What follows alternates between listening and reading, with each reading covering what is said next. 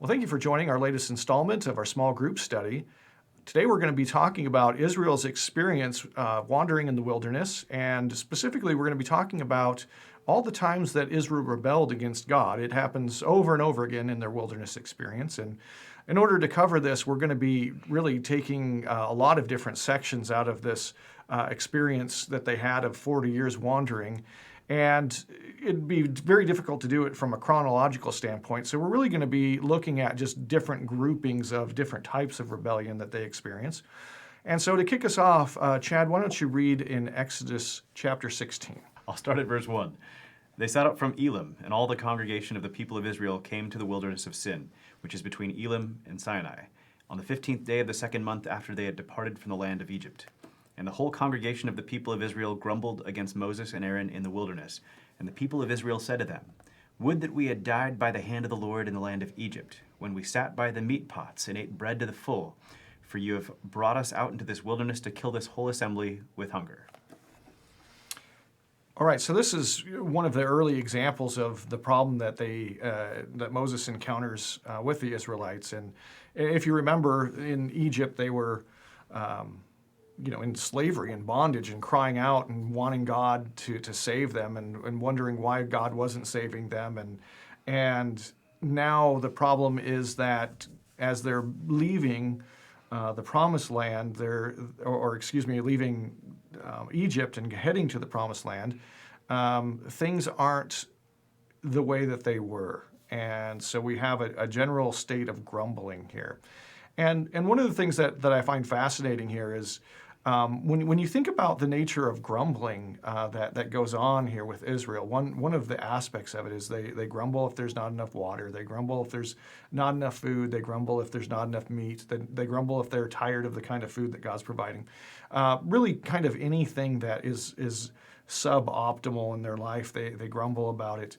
And it's fascinating to me to think about this in terms of, I remember reading these stories as a teenager and thinking, wow, Israel, get it together. And it didn't dawn on me at that moment that my life is very similar to Israel's. And so what do you make just of the general grumbling that happens here and the way that we as human beings seem to be kind of bent toward that? I will echo your experience and just thinking, like, come on, Israel, marching through the Red Sea, parting of the waters, miraculous things, saved from slavery. Mm-hmm. And not too far down the road here, Egypt, I miss Egypt, but unfortunately, the older I've gotten, the more I realize that I wish we were a lot less like Israel than we are, but it's not a bad description, unfortunately, of humanity. One of the things that I think it's kind of interesting to look at is Israel's in the midst of a desire for change. And one of the things that they're doing is they're grumbling in the fact that in the midst of their desire for change, things aren't staying the same.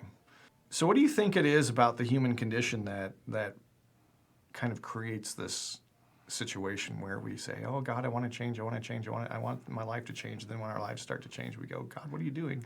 That's a good question. I've heard it put that, when things are kind of boring, we want some excitement in our life. And then when we get some excitement, we just rather get back to the boring, and things of this sort. But I also think it's, you can think of how short-lived the satisfaction of, say, getting a new car or moving into a new house. And it's so exciting, but it doesn't take very long for the polish to kind of wear off and stuff like that.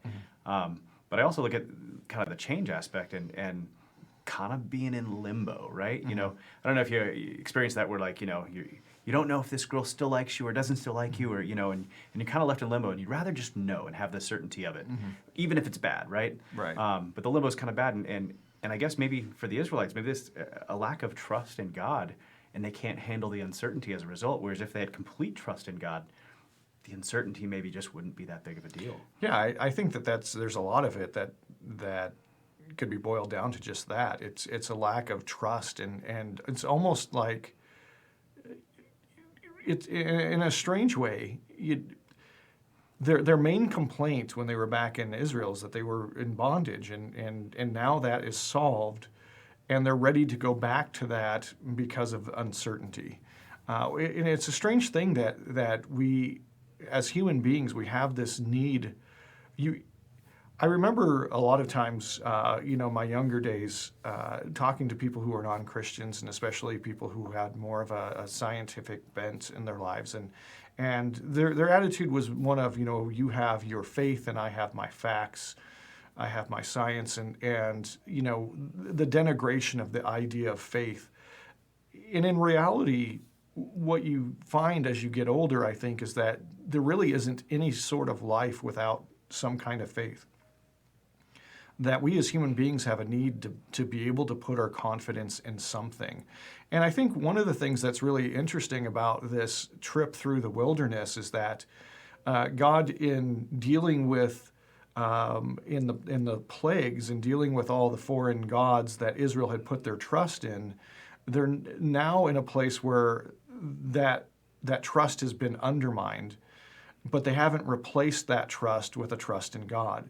What's happened to Israel is that they had trusted, and this, we have to understand that this idea of trusting in something is a requirement for every human being that's ever lived and ever will live. You will have a God. That God may be rationality, it might be science, it may be the government, it may be, it could be, there's a million things it could be. There is something that you put your trust in more than anything else in the world. And what's happened is Israel's had those things that they have trusted in undermined, and now they want to go back to trusting in those things because now they're in a place where they don't trust in anything. They can't stand this uncertainty precisely because the old things have been destroyed that they trust in. The new God has not really become their God yet. And I wonder how many times that happens in our life where, this incessant grumbling has to do with the fact that we really have, our Christianity has done a good job of undermining faith in other things, but a less good job of creating faith in God. I think it's interesting also that, when I think of people I've known who maybe you or I would recognize as having great faith and rock solid faith, I can't think of a one who didn't, experience some really significant challenges and uncertainty in their life. And I just don't know how a trust in God could really be built maybe without that.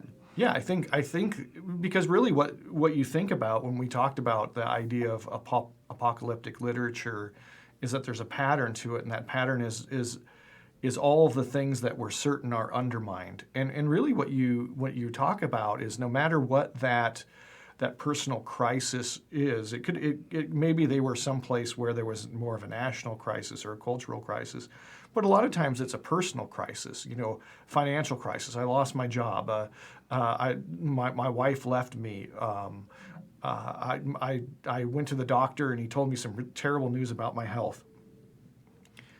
There are almost an infinite number of things that can go drastically wrong, but really what those things do is they undermine a very common pillar of faith in our lives, and that either leads to reaching out to God to be that pillar of faith, that thing that we can rely on, or it leads to kind of a panicky grasping at something else. And sometimes it's going back to those things that we previously trusted in. And one of the interesting things is I think that with any type of change, you can say to yourself, I want to get fit, I want to